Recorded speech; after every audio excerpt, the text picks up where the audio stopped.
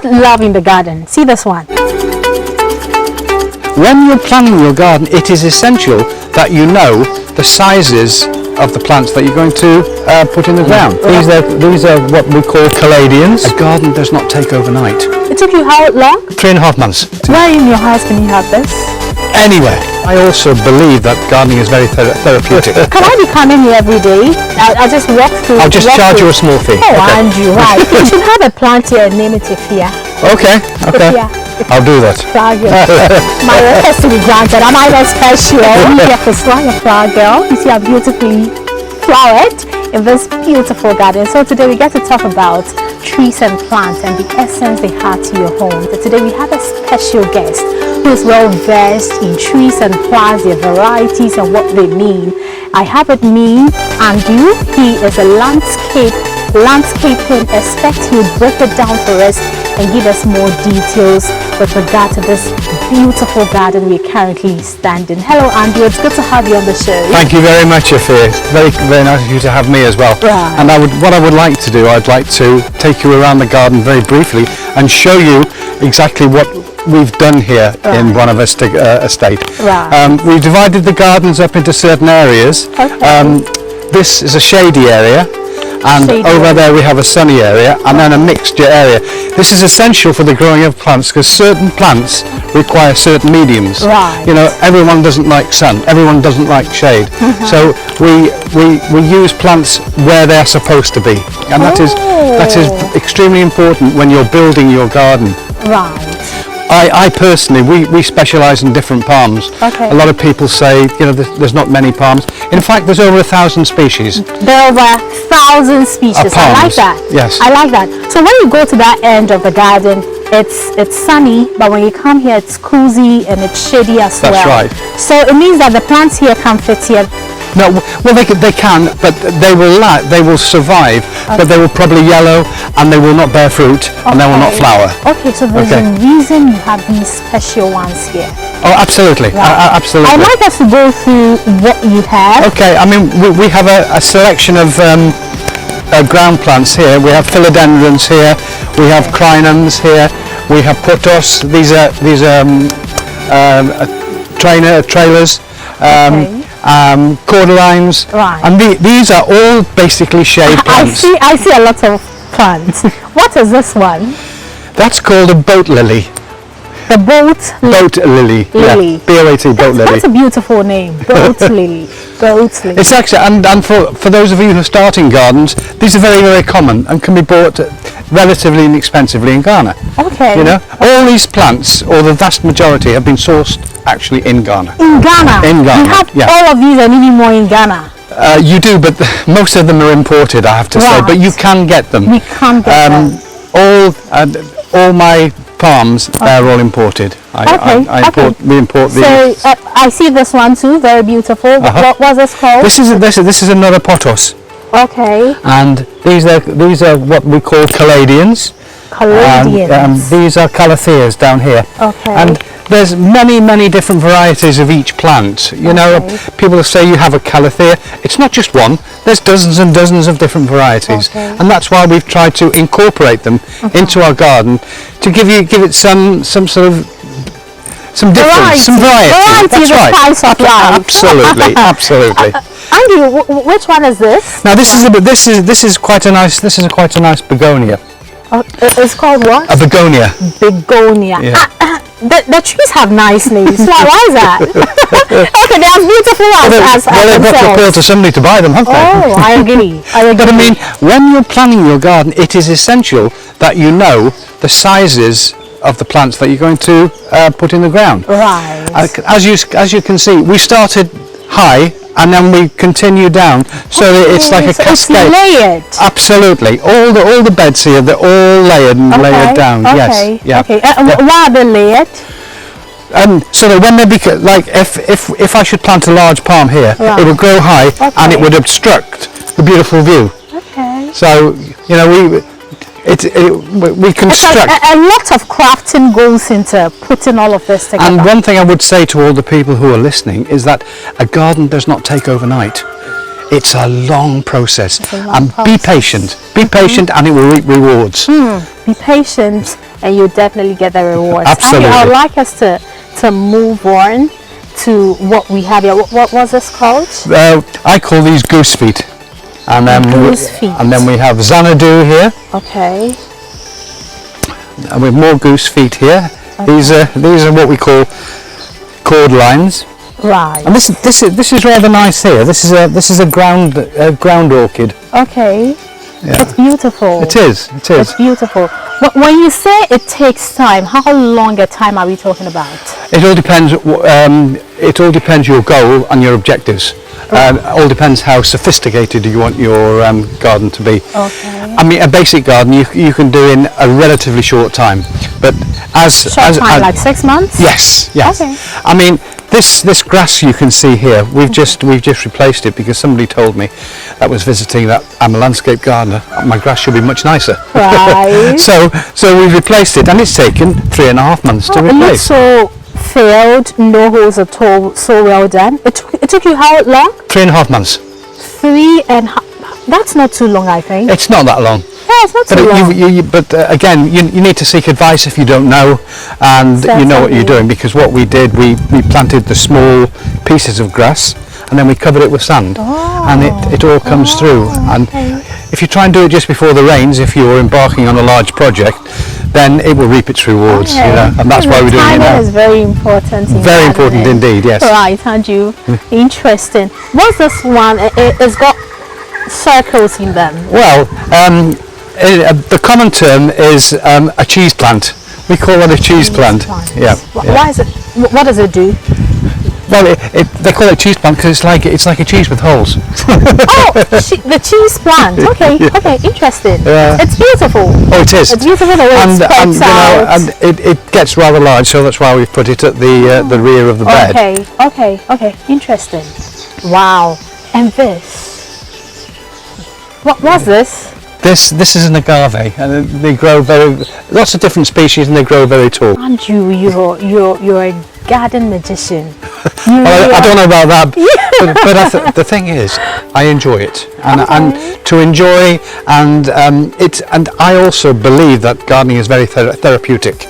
Oh, tell us more about that. How therapeutic is it?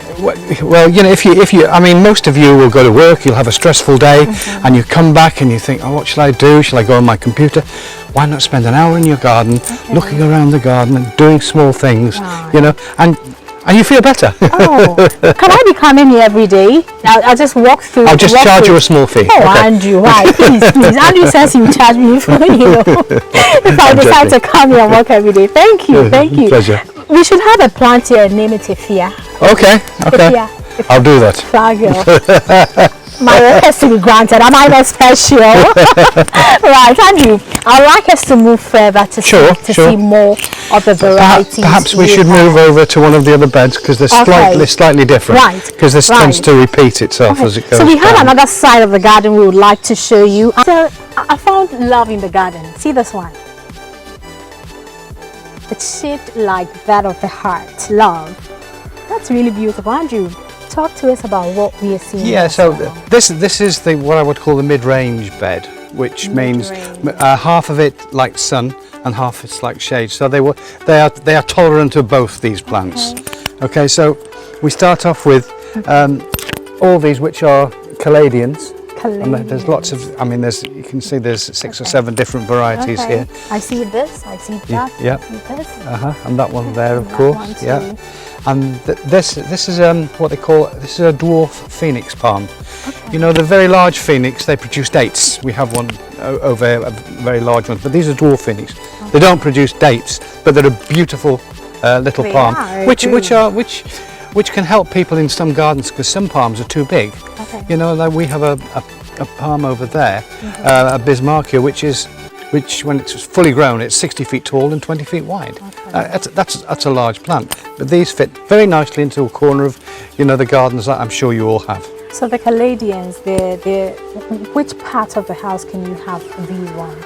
Well, these you could probably have on a sunny place indoors in a pot. Okay. Yeah, you could do that. Okay. Because they will survive. They're pretty hardy. You know. Okay. Yeah. I see. Yeah. This one too. That's another agave. The agaves range from very, very small to huge, and some of the huge ones are very, very spiky. Right. And this is one of the ferns. This is an asparagus fern. Okay. Right. So that's another variety of it. That's right. And there's another. Wow. another variety. There's another variety as well. Interesting. Look at that too. Oh my goodness. So this, and then the other ones we saw there. Okay. How about? Okay. So we saw this at the other hand. What's this? That's an asparagus fern. Wow, it feels different. It does. It does. The fern family is extremely large. Okay. You know, I have maybe 10 or 12, but there's hundreds of different species of ferns, or different types of ferns. Ooh. Some people will call this a champagne palm, because some of them have bases that are the same shape as a champagne bottle. Ooh. This is actually this is actually a bottle palm, and these are the seeds, and these are the inflorescences that the seeds come out of. Okay. Wow, the champagne palm. Ooh. Very slow growing. How long does it take? I think what are you going to realise that some palms are very, very quick, and some palms are very, very slow. Same with all plants. There's different growing. How long does it take for the palm? Well, to get to this size, this is about, I suppose, 11 years old. 11 years old. So, wow. And it's really, it needs a lot of it's really still a baby. Wow. But the royal palms grow much quicker than bottle palms. Okay, right. Okay, so these ones are very slow. Very slow growers, yeah. Okay. Then we move on to the sunny areas. We have border plants, but this is where we have the flowers basically. Right. Okay. You know, we've got Mexican pansies here, which look nice in a group. Right. Then we have all the different types of hibiscus, which in Ghana they actually make tonic with. Yes. We call it sobolo. That's right. Wine. That's right. Yeah, that's right. That's right. Yeah. I've got lots of very medicinal. Very. Again, once again, when you actually put plants in the ground, you must realise what you have to do to them, because hibiscus are very, very susceptible to certain types of pests, and so you get the correct pest control, and try and make it organic. These are big grasses. I like grasses. They intersperse with the rest of the plants, and they give it a nice body. The border plants. And this is one of my oldest mothers. How old is this is a foxtail palm. This is about, I suppose, about 14, 15 years old. But this is the mummy. I get all the seeds from this lady. Wow. And you can see the seeds are coming here. So it's the mother of all the palms here. Well, my mother. Well, if we move on here, we have some very interesting epiphytes or air plants. Okay. Andrew, you have turkey berries here. Are these turkey berries? Yes. Oh, it's nice. Well, and fresh. We like where possible to use local plants. You know. I think it's very important to use the indigenous species. I see these ones. Yes. This looks like a cactus, but it isn't. This is called a dragon fruit. The dragon and fruit. It bears fruit. It bears purple fruit. Wow, it's green, but it bears purple fruit. But they're very edible, very nice. Okay. Oh, that's nice. Nice. Now we move on to the. We'll move on to the other side of the garden. Most of you will probably know what this is. People here call it a lipstick palm. Okay. And obviously because of the colour of the trunk. Ooh. It's also called a sealing wax palm. Okay. Circostachys render. Where in your house can you have this? Anywhere. Anywhere. As long as it likes sun and it likes lots of water.